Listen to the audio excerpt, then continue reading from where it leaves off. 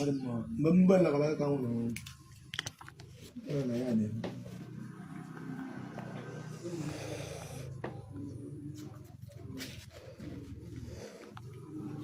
no one release my in the car, and I just there at the waste our time, I be. And I just said a few waste our time, and no few waste our time. As when they delay us, I think I delay when they delay us. I mean, that rope, if you don't know,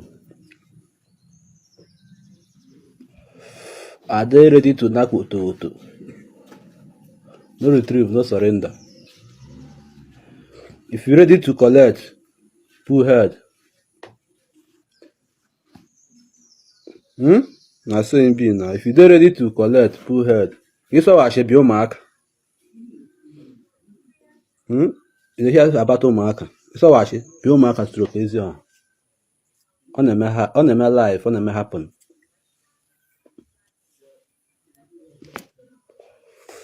It's happening live. The collect woto. I don't know why release my in the car. They come hold Simon. This one everything done settle. Now volume add. December don't approach you. December don't approach. Man, I know what they do.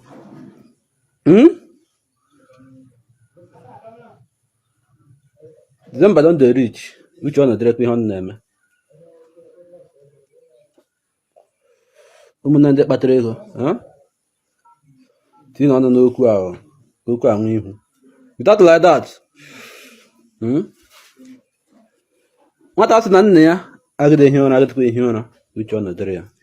Please, if you are visiting my YouTube channel for the first time, subscribe with us and turn on your notification button. Hello Biafrans, welcome to Magnetic Jigs TV. Good morning, good afternoon, good evening, depending on your time zone. Today being 25th of October 2025, we the team of Magnetic Jigs TV is bringing this news live and direct to you. Biafrans, it is happening in Umuaka. Umuaka is in Orlu, Imo State. It is happening live and direct here. You can see that one of the Biafran liberation boys in Umuaka is challenging the Musa and the Asari guys to come and challenge them in Umuaka.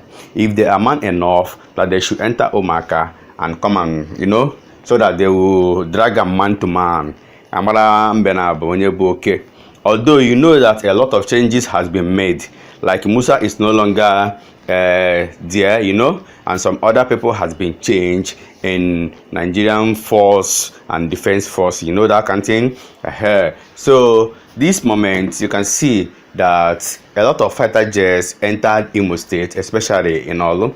They are just flying all over the environment of Orlu. So we don't know if they are spying the Biafran liberation guys, the men on ground. I don't know if they are spying them or what. But the men on ground are always ready. They know exactly what is going on. They are even well prepared. You can see how they are even capturing the fighter jet as it is flying, or let's say the helicopter jet. I don't know actually the one it is, but you can see the way they are just capturing it, because they are already prepared. They know what is to come.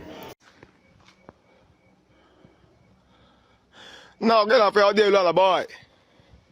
Oh, Abi. Now, Abi for Lelu. If it's a little bit of tunnel, Dara, and you don't just we. 25 of October. I'm like, I have seen gun in it. I got money. If it's a little bit of tunnel, and come to Kuraka. On an agog. Ogun na ngara. Abi fele lubi soku. Fe to tell ala na.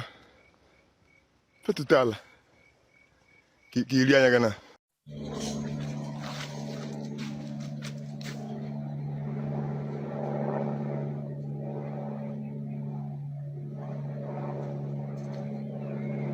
Ta 25 ọ na-azụ n'ọlụ ọ bullet na watakwanụ ụtọ nọ na ndị ajọs na-agbagharị na ajọs rem na-egwu hia ịdị agụmokwu Biafra na-asị nwa Nigeria ị na-aka nonsense boy ọwatọwa m na ọwatọwa m ọ Biafra ka m bugodi tụrụ agụ ngwa adafu Biafra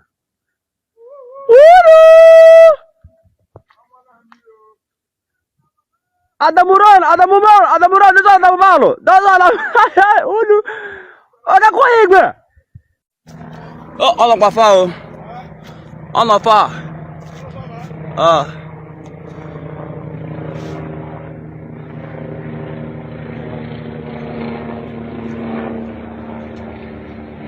Cái nào ha?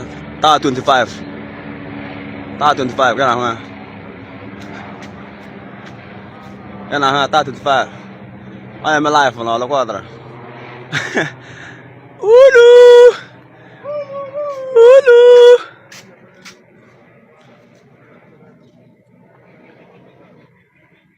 Captain.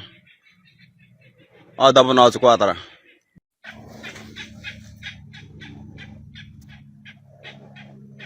Ta 25 fa n'azụ. O deru ala. Ulu! Ulu! Butu! Campur ba?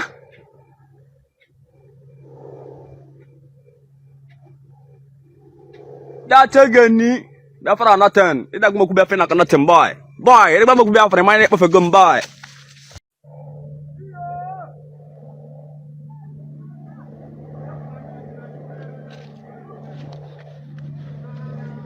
Otu an nona tidak mau ku Biafra. Enak kan nothing boy. Enak kan nothing.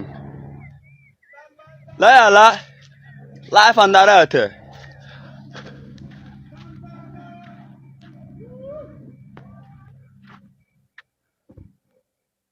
Watago. Oblet awata. Ino go di grand boy. Otu an nona tidak mau ku Biafra wan enak ka bo chete watago. Otu an nona ila sama nya boy. Boy,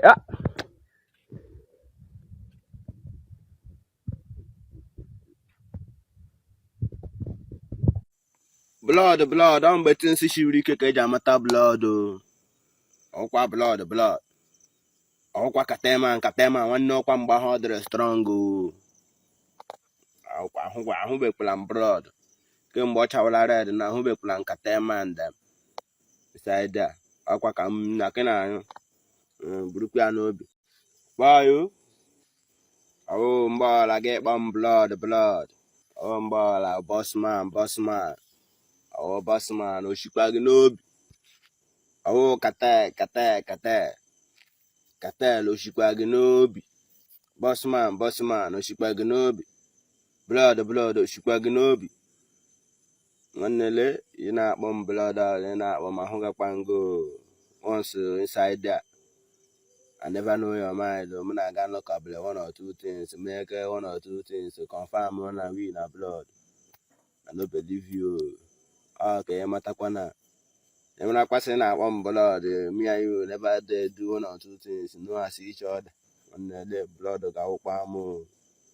I want to back go because all blood in your blood, the only for me to blood. I tell you, no be one.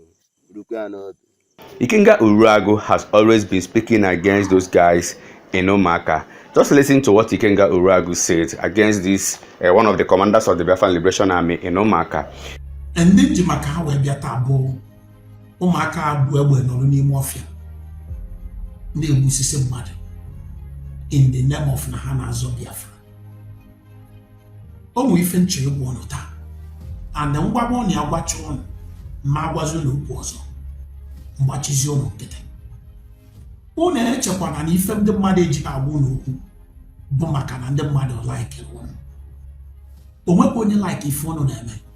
Only that ebu na to the mother maka na hapuo ona choma ka ko. Eche malu to the mother swear on us. Therefore into a share videos and photos ndo to the jita. Bo nda ba. Mani mamubi kenka mmada abụrụ ka enigwe na-enu ụwa wee gbara maka ebe ka ụnụ gara isikwana na magba ahụ. Gee ntị ka m gwa gị, ibu egbe nọ n'ime ọfịa wee che na onwe Biafra na-abịa. Ka m gwakwa gị eziokwu, ifin Nnamdi Kanu mana onwe Biafra na-abịa. Maka na ọ bụ na onwe Biafra na-abịa, ife izizi Nnamdi Kanu ya eme bụ itinye politicians n'ihu. Ọ bụ na Biafra na-abịa, ụmụ ndị niile nwere ego ya eso nọ n'ime ọfịa mana jụgodo onwe gị ụmụ ndị niile a nwere ego n'ala Igbo mmadụ one so na-eme ihe Biafra. Ife a bụ the bitter truth. Ama na ntụ a si agwa onye ọ ya na-ewute gị mana ife m na-achọkwa n'ime bụ ka nzọ ọgụ ndụ. Few months ago ka m na-agwa Gentle dị ha si ya na obere oge na aha anọdewe from you. Today anọdewego from him. The same thing in Jamaica and some other people gathered before them. Gị nwa na onwe gị bụla egbe nọrụ n'ime ọfịa na-eti Biafra welcome. Kedu ka isi wee che na Biafra ya bịa? Ndị senator, ndị gọvanọ, ndị House of Assembly members o nwere ofu onye n'ime ha so na-eme ife Biafra. Ife a bụ ajụjụ ya ajụ onwe gị. Even ndị apụtara sị na ha kwụnyere onye isi o nwere any of them na-ekwu okwu Biafra na ife a na-ekwugodu bụ si hapụ onye isi maka na ha ma na ọ dị possible. And for you to know na o nweghị Biafra na-abịa n'elu obi agụ ọcha mgbọsi unu je protect obi agụ ọcha kepụta mana ife o ji wee nakpuo bụ maka na ọ ma ife ọ ga-result ngwanụ n'elu ndị niile ngwa ha ejena n'ebe ha nọ today. Mana matakwa na ndị nke anụnwa nọ n'ime today ha nwee ndị ya ekwuru ha mana gị nwa inwe onye ya ekwuru gị. Ala ejimaka nọ n'ime today, nwanne Nnamdi nọ n'ime Sowore emekwuli arrest today. Mana mgbe m na-agwa ha unu che na onye ilu unu ka mpụ abụrụ m onye ilu unu. Ife m na-agwa unu bụ the bitter truth. O nwere Biafra na-abịa. Nnamdi Kanu bụ onye isi unu mana o nwere Biafra na-abịa. Ife o ji Biafra wee mebụ o ji wee gbazuo afịa ọ normal ụwa zuru ike mere ya and other people mere ya ijiri inwel fame nweta ego. That's all. O nwere mgbe o ji wee plan the coming of Biafra. Ọ bụ na o wee plan jụọ na ya wee si ya for over 12 years ị na-eme so o nwere any international backup iwe o nwere any body o nwere any country pụta ekwunyere gị. Ndị niile aha gwara ụnụ na ọ na ha kịta akpụji onye isi onwe onye kwuru ọ to show you na ọ dịrọ possible. Ị na-eti mkpu self-determination. Agwago m ụnụ si ụnụ na ife kụziri ụnụ about self-determination abụrụ ife ọ bụ. Self-determination abụrụ for ndị nọ inside established country ịpụta tibekwu na ha chi divide the country. No. Self-determination ife ji wee weta bụ ka obodo ndị ọcha bịa were bido chịba were wee push for nwere onwe ha. Obodo bugolo obodo ndị ọcha bịa were ya ife a na-akpọ established country, then the white people bịa colonize ha. Ife ji wee weta that self-determination bụ ka obodo ahụ were press for their independence. Mere Nigeria ji wee nwere onwe, obodo dị iche iche n'Africa ji wee nwere onwe ha. Ọnya bụ the meaning of that self-determination. Ọ bụrụ na self-determination bụ ife anụ agwara ụmụ ọbụ Catalonians ga-enwerego onwe ha, ndị Quebec na Canada ga-enwerego onwe ha, even ndị Texas ga-enwerego onwe ha from US and some other people. Ya bụ nke bụ eziokwu ọ na unu bulula egbe gbagido Nigeria ejiri aka ha sọrịnda alụ unu ewerezie kewaa ya ntozuzu echikewe unu adị ready ime nke a. Ụmụnne m ife a bụ nke bụ eziokwu. So ife ndị wee sị ka ndị agwaghị okwu a si n'ime ọfịa ebe ị nọpụta egbuzina ụmụnne gị echezina na o nwere Biafra ya bịa. Ama na ọ bụrụkwa Biafra na gị nwa na onwe ego nọ n'ime ọfịa n'Imo State ama na oshi ka ị just na-ezu mana nwanne m zudebezia o teghị zudebezia pụta ka anyị dozie ebe anyị ka be anyị dịkwa ka ọ ya dị maka na esi mba ị anwụkwa n'ime ọhịa. I'm sure it's just a matter of time. Inwe ike na-eko ana for some of you put online on TikTok una na-amacha oge elukwa ị ga-anụ ọkalụgo mmanụ ịnwụrụ anwụ ka ọkalụgo mmanụ echegharịa maka na ọgwụgwọ gonu. Dear friends, you can see that this is getting very interesting. You know, Mazi Nnamdi Kanu said that he is the one that is going to defend himself. You know, he called so many names that they are going to bear his witness. Even Wike has even accepted. Wike said that if anytime he's being called upon, yes, he will appear there in court. That if anybody is asking him the reason why Nnamdi Kanu choose him, that he doesn't know, the person should go and meet Nnamdi Kanu and ask Nnamdi Kanu why he choose him. Guys, this is very, very interesting. Although some news said that the judge handling Mazi Nnamdi Kanu's case has laid himself off from the case, but we are yet to confirm the news.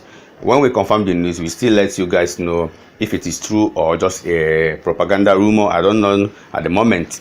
But the interesting thing here is that the case of Mazi Nnamdi Kanu is getting so interesting. Just listen to Cross Steve and hear what Cross Steve say concerning the forthcoming Anambra election, because the people that are supposed to speak for Mazi Nnamdi Kanu are just concerned with the coming election, most especially Anambra State. You know, Governor Charles Oludo, what he said when he was even questioned concerning the case of Mazi Nnamdi Kanu.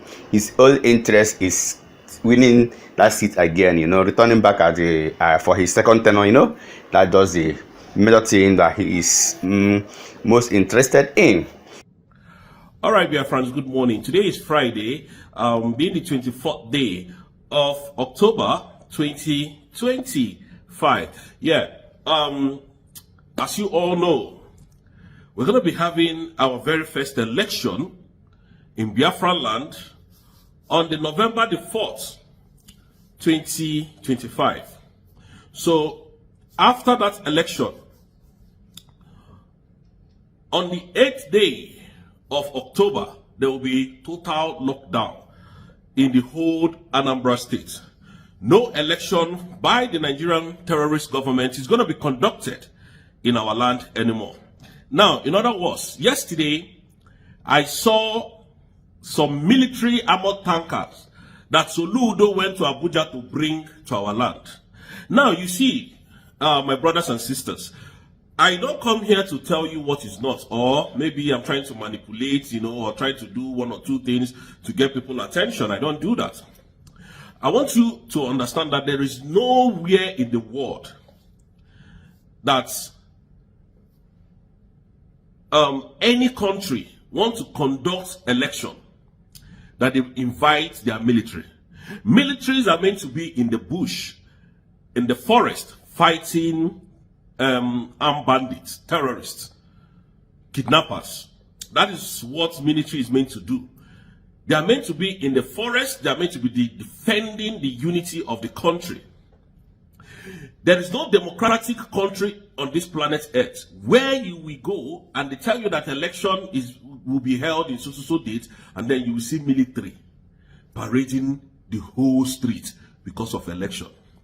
In other words, what Soludo is doing is to bring military from Abuja to come and intimidate our people, not to come out so that they will rig election in Anambra State.